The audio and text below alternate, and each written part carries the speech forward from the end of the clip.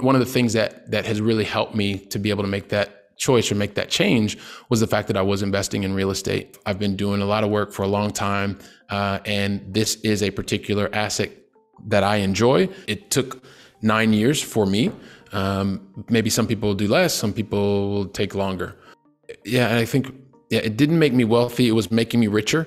And so that is the thing that got me hooked. Get super clear on the things that you're looking for and why you're looking for them, I think is the most critical thing.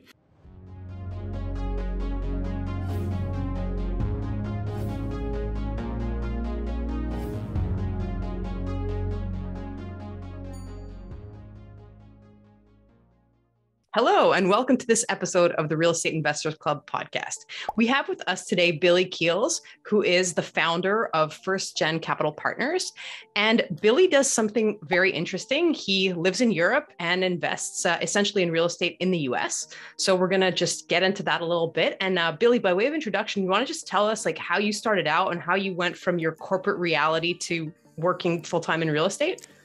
Yes, I would love to do that. And Terry, it's great to be here and share the stage with you and Axel, and I'm really looking forward to another wonderful conversation. And I guess I would also say, because just as a fellow podcaster, before I even talk about my story, I know that the two of you do this out of a labor of love, and you're doing this and you want to continue to make impact. So if people haven't already done that, they should maybe take just a second and leave you an honest written review as well as a rating, because that will also help more people to get exposed to your podcast. So just with that kind of as a background, I can tell you about myself just really quickly. And as someone who's originally from Ohio, as you mentioned before, I've had a chance to see a lot of things and do a lot of things that I never, ever imagined. I kind of thought I would stay in the Midwest in the United States and get a job at a big multinational company and probably stay there for most of my life. But I had things change, and I had an opportunity to go around the world. I've worked and traveled throughout some 86 different countries.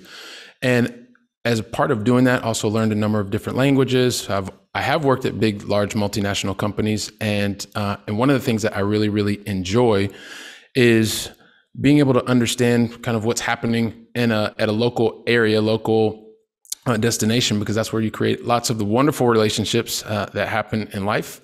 And and with that as a background, like I mentioned to you before, yes, I was working at a multinational for probably like 26 years or something like that, and just retired in December. Wow. And one of the main, thank you very much. December thank you very of much. This year?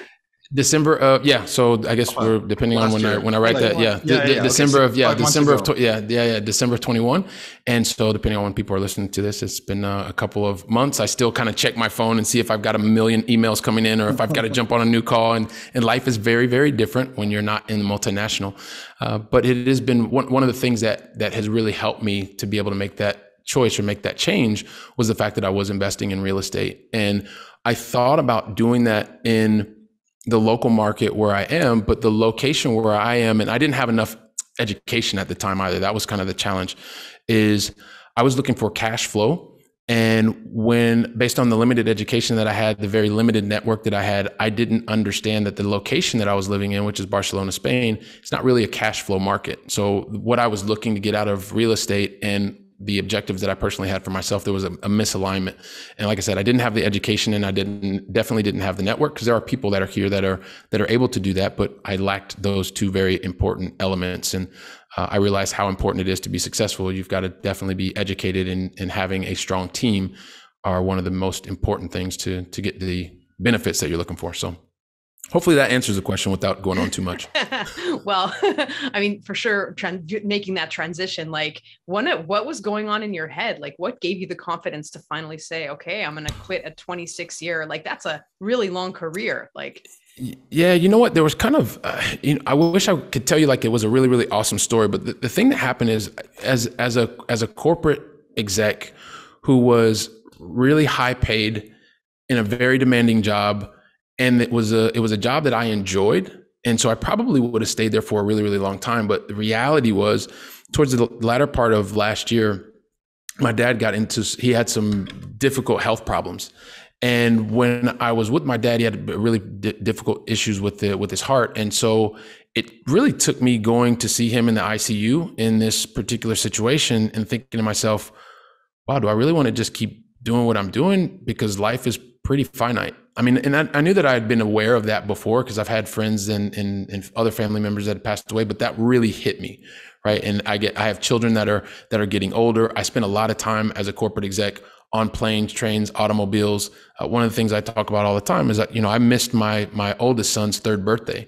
And when I missed my son's third birthday, that was the catalyst that got me started to actually realize that I didn't want to depend 100% on the job that I was working in, because I allowed it to take me away from my son's birthday. But it gave me the impetus to go out and say, look, I've got to get control over my life. I don't want to relate everything to the stock market. I need something that I can control. And that was kind of like the thing that set a fire under me with my son, and that missing his birthday. And then if I look to just coming back and reiterating what I said to you earlier, Terry, for your question, was it took me seeing the difficult situation with my dad to realize, like, you know what, I want to make the most of life. I've been doing a lot of work for a long time. And this is a particular asset that I enjoy.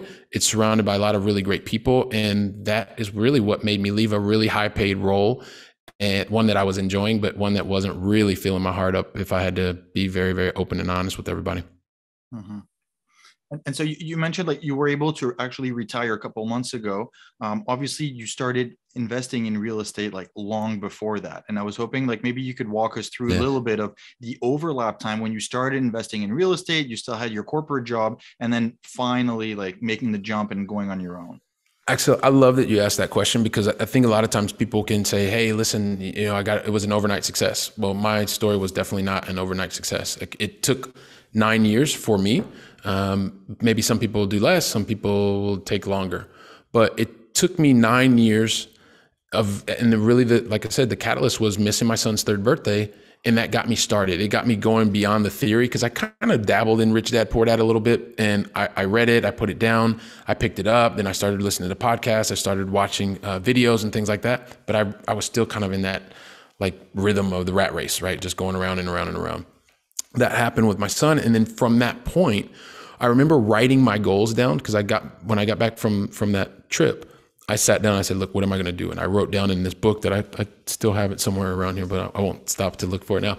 And in that book, I literally wrote down my goals. It was to have, 10 doors, be able to generate $5,000 of income on a monthly basis, to be able to, do different things. And so from there, I really started taking action. And it took me 6 months to buy my very first property. I went through this thing that I wanted to buy it here because the books that I was reading, and at the time, once again, I didn't have the education, I didn't have the network, but I wanted to take action. So I got frustrated really quickly, and I was like, look, I can't find this. This is all negative cash flow. And I didn't have a network. I didn't have anybody that I could look and reach and actually find where the real deals are, because there are real deals in every single market. Like there are. Yeah. You just have to have the network and the education. And so once I finally met people that were lenders back in the US in the place that I made the decision to purchase. And I didn't have any sophistication, once again, no education at the time, no network. I just knew that I had money in the bank. I had to have more control over the financial outcomes of my life. And if everything like went pear-shaped or everything just went really, really bad, I knew that I could call family members and they could drive a bit to get to the properties to really bail me out if everything just went really, really bad. That was the criteria that I made to purchase the property, which is not what I would recommend to anybody to do, but at least it got me started, right? And then from there, I was able to to find the person that helped me with the lending. From there, they introduced me to someone who was a general contractor. The general contractor introduced me to the broker, who introduced me to the realtor, and then we really got started. I was checking the Zillow and Trulia and the MLS and a lot of the US based stuff to find the specific properties. And then I bought a property. It was a duplex. I learned a lot of lessons because I didn't have the education and I didn't have the practical knowledge. But that was the very first property that I bought, and that was 8 months, after the incident that happened with my youngest son. So hopefully that answers the question. Yeah, no, it does. And then so you started with this duplex, and then obviously the learning curve, as you said, must have been quite steep, and we realize all the mistakes that we make. But the good thing about the first deal is that hopefully it doesn't make us rich, it doesn't make us poor, it only gets us hooked. And so, kind of, what were the steps after that to allow you to scale and get to where you're now? So the thing is, I had such a positive experience actually, Axel, that yeah, and I think yeah, it didn't make me wealthy. It was making me richer. And so that is the thing that got me hooked.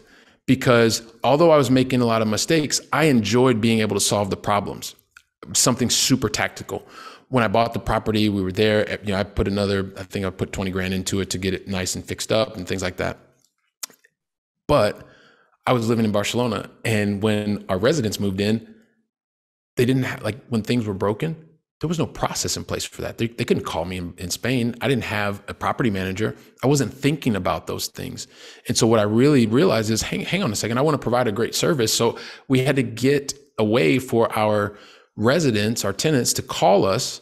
And so we got an answering service, and the answering service then dispatched phone calls as well as text to me. And then I finally got someone who was acting as the on-site property manager that was helping him able to be reactive. So a lot of times you don't think about things when you start from a place of not having education. You have a lot of desire and you get started, but you didn't really think about things. You didn't get the network in place, but I got started. And so that was like a very tactical thing that I realized, not just buying the property, you have to provide the service, because I wanted our properties to be the types of properties that people wanted to be on a waiting list to get into. Okay. And so that was one of the things. And because of that experience and the learning and being able to fix things, and then the part that I mentioned to you before, it was definitely a positive experience, because that particular duplex for me back in 2013, when everything was said and done, it was cash flowing, meaning the revenue minus the expenses minus the debt service of $2,000 a month. Wow. And so for me, that was like, hang on a second. The books that I was reading said that it was only going to be 10% of that. This is amazing. And so it just kept going on and on. And so then it only took me 4 months to buy my next property, nice. Right? Because I was like, how do I make this happen faster? Yeah. And then it took another probably 9 or 10 months to get the next property. And so, but before I knew it, the problem that I was having is I was long distance. There were more things happening. The multiplication effect was starting to happen, not just on the income side, but also on the requests that were coming from the residents. And I didn't have the systems in place. So I kind of had to stop because there was too much cash coming in. There were too many different activities that I wasn't prepared for. I was still working a day job. I was a young father, and I just had to stop. And then I went out and got some mentoring and helped me to really put things in a different perspective and put some systems and processes in place. And that's that first really positive experience of, even though I didn't have all of the experience because I was just getting started, it was a overall positive experience for me that allowed me to want to go out and continue to do more. Mm-hmm. Cool. So what I want to poke at is, I think, I, myself included, I think a lot of people here are thinking more and more about investing in other markets, right? Like we live, Canada is like super urban, like our 3 major markets, so Toronto, Vancouver, Montreal, are just becoming very overpriced, and it's very difficult to do cash flowing projects here. So a lot of people are looking either, maybe in smaller towns, or else maybe even overseas. And so like, what advice would you have for somebody who's looking to say, no, like, I'm not thrilled with my home market anymore. I want to start developing something else, but I don't know how to do that. How do you put that together? How do you start, and how do you make it successful?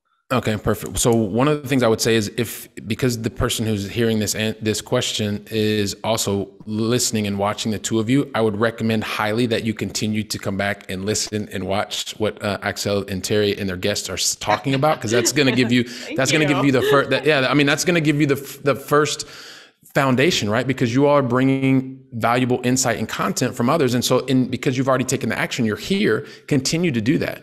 And then as you continue to listen and you take in new ideas, the first thing I think everyone needs to do is formulate, what is the benefit that you're looking for? There are people that are looking for cash flow. There are people that are looking for overall amortization on over their equity, or there are people that are looking for depreciation because they have tax issues. Maybe if you're looking at a different market, you may not get those kinds of things. But most importantly is, why do you want those benefits? Do you want more time with your family? Do you want to be able to take a trip around the world, and that's going to pay for it in 2 years or 3 years or the next year? Get super clear on the things that you're looking for and why you're looking for them, I think, is the most critical thing. And then once you're there, don't be like I was, someone who was not educated. You're obviously not, because you're already watching and you're listening here, and doesn't have a network. you have an amazing opportunity to continue to network, reach out to Terry, reach out to Axel. They have an amazing network. And so you're already further ahead than I was. But once you're clear on what it is that you want to do, why you want to do it, or the benefits that you're looking for and why you want those benefits, when you find the type of location, you go to the location that allows you to do that, then you start to build the team. And so it's no different than if you want to build the team in Quebec. You go to a particular location, you build the team, and as long as the team, and I mean the A players in the market, if you need to start with the brokerage firm that is in a real estate brokerage, then you start there, who you've probably already met through Terry and Axel, which is fantastic. So you're already on the right track. You want to make sure that you have the right legal representation. You want to make sure that you have the right insurance people. Build out the team and let the person understand that you're serious about being in the location, that you're there to build relationships, you're there to make purchases, and you're in it for the long game. And then after that, as long as you're clear on what benefit you want and why you want it, you're in the location that's going to give you the best probability of getting that benefit. You've started to build the team, then the actual opportunity or the deal, it doesn't even matter because the other three steps are already in line with one another. So you're giving yourself the highest probability of success, whether you're in your home market or you're in another market. It's the exact same process every single time. You just, especially when you're going long distance, and this is something I know a lot about, living in Barcelona, investing exclusively tens of thousands of, or maybe I'm exaggerating a little bit, 10,000 kilometers away, right? Five, 6. Okay, 5, 6. Well, I've been living in Spain for a while. It's still a while, right? And so the idea is the process is the same. Get clear on why, get to the location, highest probability, build your team, and then from there, make sure that the opportunity that you're going to bring or the asset, well, that's just kind of a byproduct of getting the other three things in line. But I think so, I include myself in this as well. Like, I think one of the concerns people have is that by being far away, like, yes, creating that network, especially if, you've already gone through the process, let's say in Montreal, then, if you want to, or your local market, then you want to like think about how to do that somewhere else. So you can sort of cookie cutter that. But the real issue, at least for, me and maybe people who want to have a bit more control, is I can't just drive by the property. Like, how do I know my manager is doing a good job? How do I know it's not a disaster? How do you maintain contact with what your investment is doing? Because I think that can be really scary, like to just not know, like in a close way, what's going on with your money. Yeah. So, and I think a lot of this comes back to self-awareness as well, right? Because I don't proclaim that long distance investing remote is for everybody. There are some people that absolutely need to drive by a property every single day, see it, touch it, feel it. And if you need to do that physically, maybe this is not the right strategy for you to take, right? At the same time, you need to recognize if you're not willing to understand what to do, then you stay where you are. That just kind of number one, it may not necessarily be for you. In the event that it is, we have never lived in a better time, Terry, than now.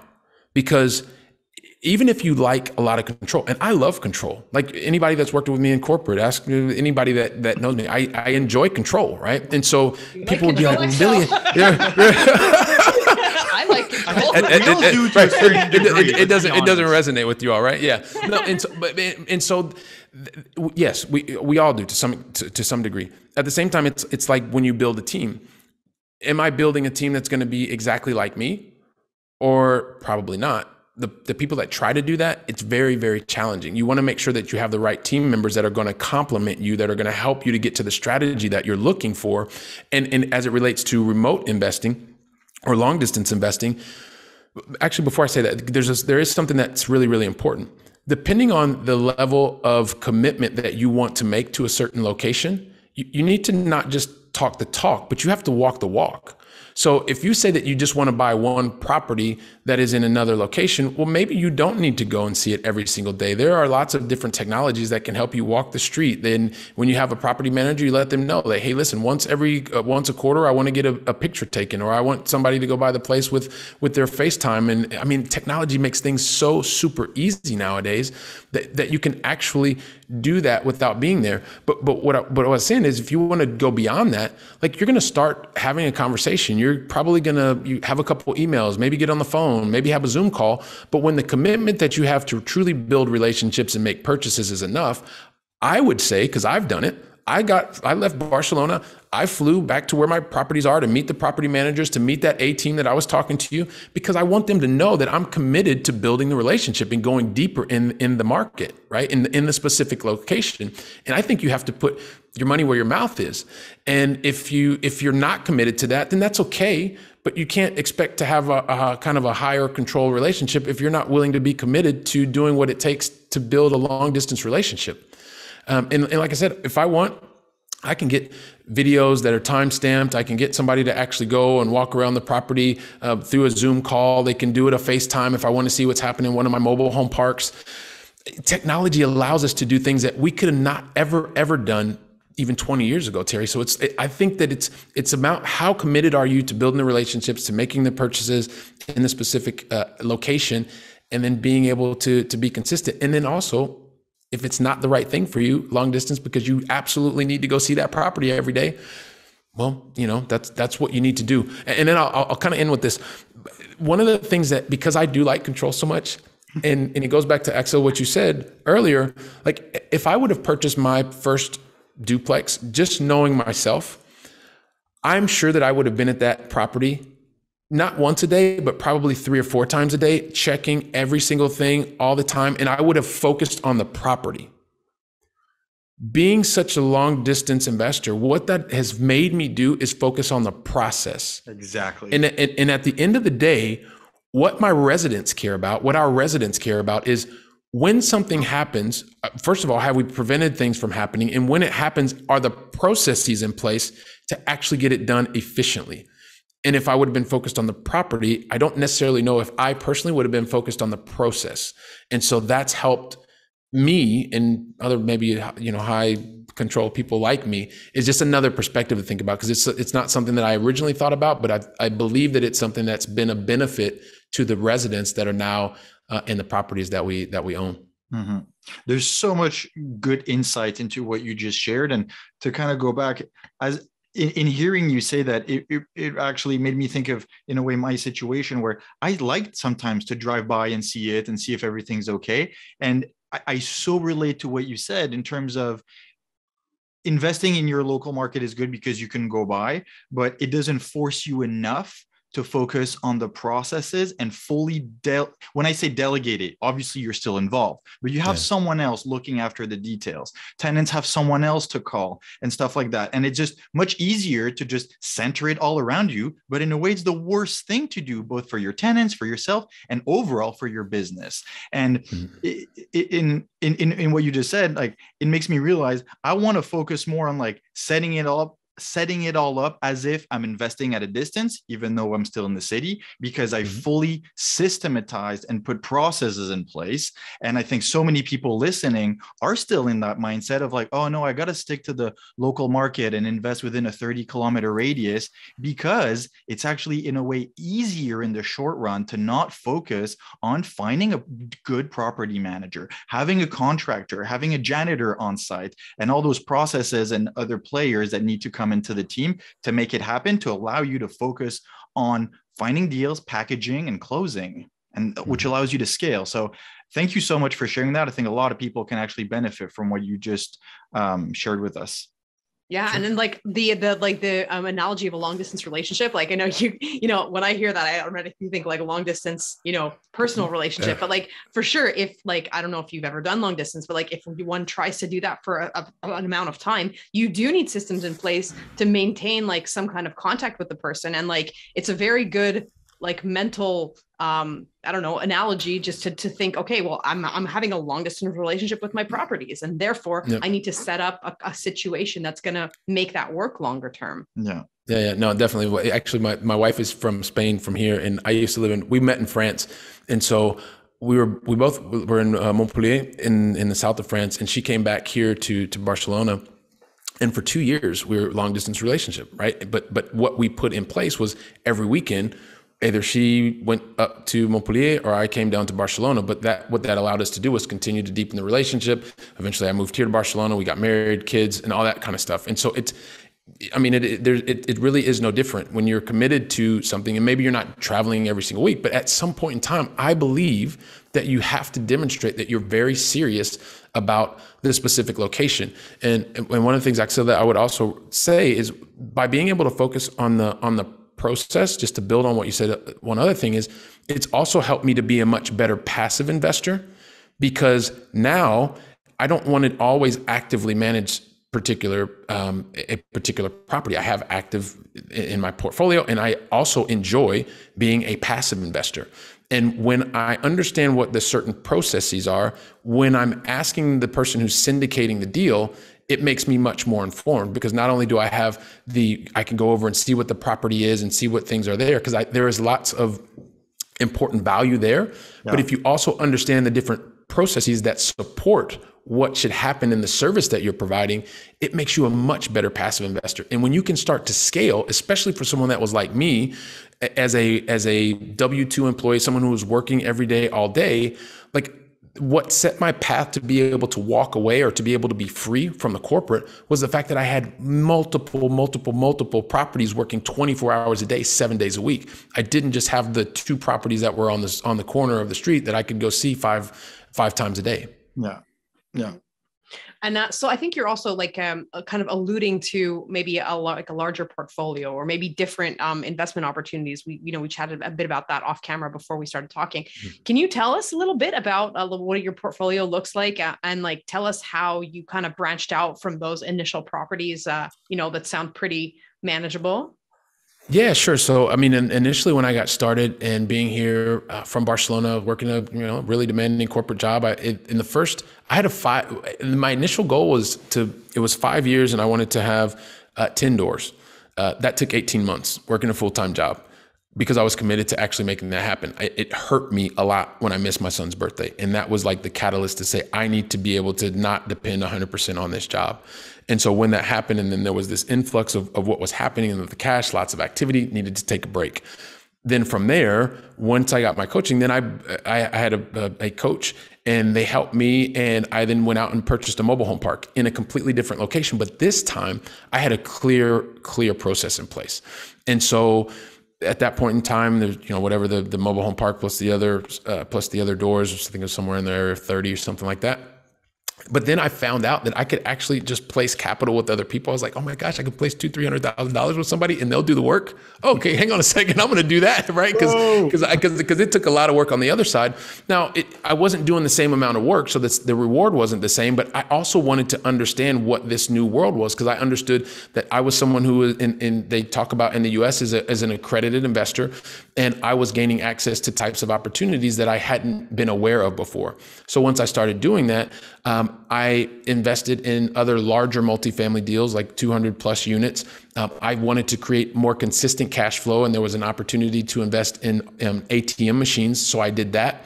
And then what was happening as a high wage earner in the US, I also was having a very large active income, or my W-2, my earned income, the tax obligation was very high. And so I needed to find a solution to help me just mitigate some of the tax obligation. And being able to do that, I started then investing in the energy sector.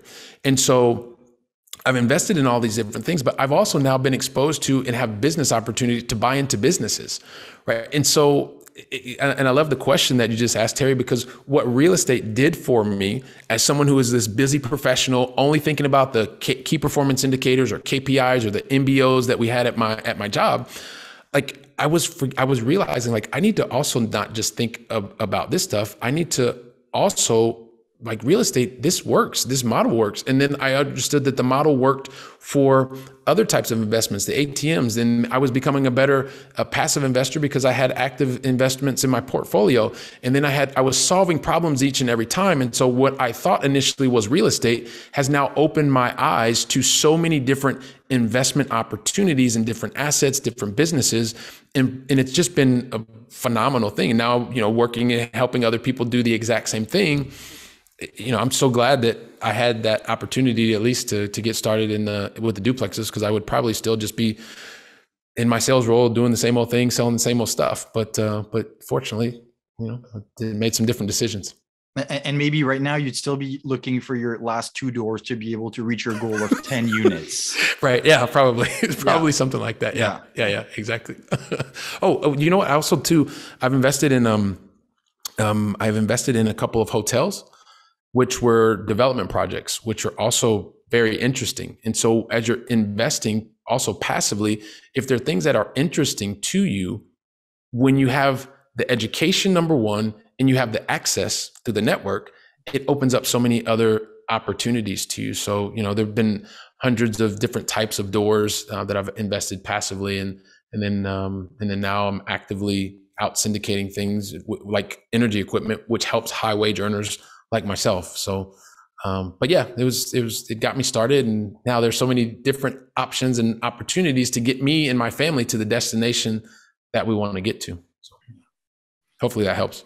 Yeah, it does. You're such a good testament of what it takes to be able to transition from the corporate world to, I was going to say, making it on your own. And you've really shared your experience in doing that. So thank you so much today for participating and for being with us on this show. Yeah, Billy, do you want to just? Actually, can I just say one thing? And then I know we got to get ready and wrap up. I love talking to the two of you. But I would just say one thing, Axel. It's really the beauty of what is now happening, right? Because I was a high paid executive and sales executive, and a lot of times you do feel like you're on your own. The beauty of what we're doing now is I don't feel like I'm on my own, because the beauty is that we win together as a team, and so. And none of us win alone in this game. That's the beauty of it. You may have your ideas, but you always want to talk to somebody who's already been the places that you've been. And so just by getting those interactions, you're not by yourself, because you're here and you're watching and you're listening to the podcast. You know that you're not by yourself. All you need to do is click a button and you can speak to Axel, or you can speak to Terry, and you've got somebody that's going to help you along that path. And that's one of the things that I really, really love about this space right now, is that I don't ever feel alone, because I know that there are other people that are there that have been and already done the things that I want to do, because now I continue to want to grow, et cetera. And there's always someone that's ahead of us. So when you said that, I was like, oh, I don't feel alone, man. I never feel alone here. Yeah, that's a good point. Billy, where can people get in touch with you? Where can they learn more about what you do? Yeah, sure. The best place to go find out more about what we're doing is go to firstgencp.com. When you go to firstgencp.com, we're super excited about it. Like, the website just went live recently. It talks about a lot of what we're doing, helping accredited investors, and also opportunities to read about the things that we're talking about and thinking about. That's one way. That's probably the best way. You can also find me on LinkedIn. I really like LinkedIn a lot. I think I'm the only Billy Keels in Barcelona, Spain, so I should be pretty easy to find. And yeah, so I think those are the two best ways to connect with me. When you reach out on LinkedIn, just make sure that you reference the fact that you heard me and Terry and Axel speaking with one another. It just makes the conversation that much easier. All right. Well, Billy, thank you so much for joining us today, and have a great rest of the day. Thank you.